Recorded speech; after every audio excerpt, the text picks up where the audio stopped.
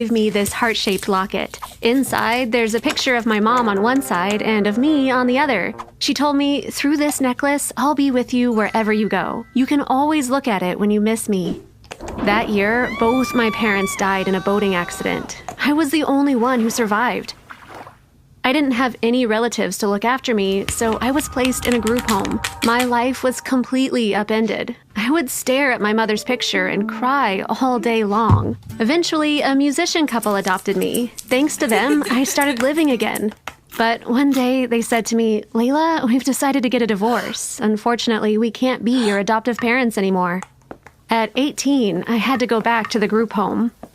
You're allowed to live in the home until you turn 21. Since I was over 18, I could leave whenever I wanted, but I had nowhere else to go. So I reluctantly stayed there. In the meantime, I started looking for work. If I started making money, I could get myself out of there. I'd hit rock bottom again. My only source of support was my mom, whom I was carrying inside my locket.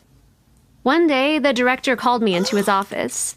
There was an old guy in the room with him. The director said, "Layla, I have great news for you. This gentleman represents a family that wants to adopt you." I did not expect this. I said, "Thank you very much, but I just turned 18. I want to start building a life on my own." The man said calmly, "Miss Layla, if you accept our offer, we will make a donation of $5 million to the home."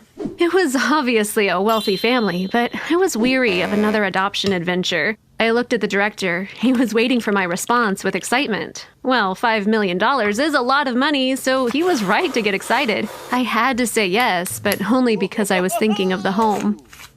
The following day, a luxury car picked me up and took me to the airport. We got on a private plane. I didn't even know where we were going. Shortly after takeoff, the old man came to me. He told me his name was Leon and he was an attorney. "I'm sure you're curious about your new family. You're in for a big surprise because you've been adopted by a king," he said. He was right. Of course, I was surprised.